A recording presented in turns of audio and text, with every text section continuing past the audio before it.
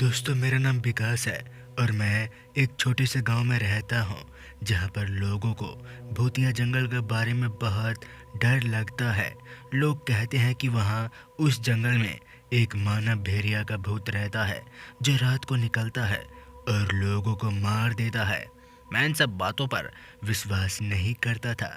मैंने तो बस ये सोचा था कि ये सब अफवाह है जो लोगों ने डराने के लिए फैलाई है। एक दिन मैं अपने दोस्तों के साथ जंगल की तरफ गया। हमने सोचा कि हम जंगल में थोड़ा घूमेंगे और फिर वापस आ जाएंगे। हमने अपने साथ टॉर्च और कुछ खाने पीने के लिए ले लिया। हम जंगल में पहुंचे तो हमें बहुत मज़ा आया। हमने कुछ तस्वीरें भी खींची। हम जंगल में इतने खुश थे कि हमें पता ही नहीं चला कि कब रात हो गई। जब हमें रात का पता चला तो हमें थोड़ा घबराहट हुई।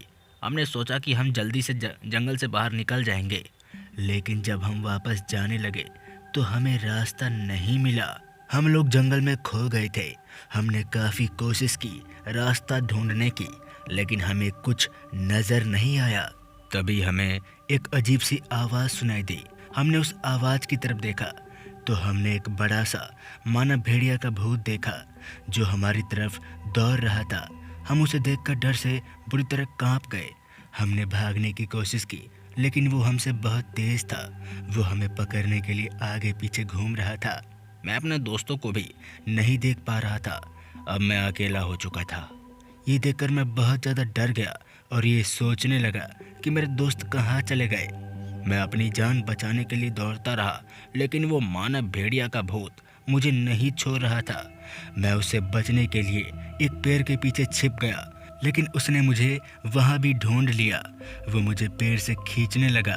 मैं उसे छुटकारा पाने के लिए चिल्लाता रहा, लेकिन कोई मेरी मदद नहीं करने आया। मैंने सोचा कि अब मेरा मरना पक्का है। तभी मुझे एक चमक नजर आई। वो चमक एक कार की हेडलाइट की थी। कोई कार जंगल में आ रही थी। मैंने कार को देखा और जोर से आवाज़ लगाई। कार वालों ने मुझे सुना और कार को रोक दी। वो कार मेरे गांव के सरपंच की थी। वो जंगल में किसी काम से आए थे। उन्होंने मुझे देखा और मुझे कार में बिठा लिया। वो मानव भेड़िया का भूत कार को देखकर डर गया था और फिर वहां से भाग गया था।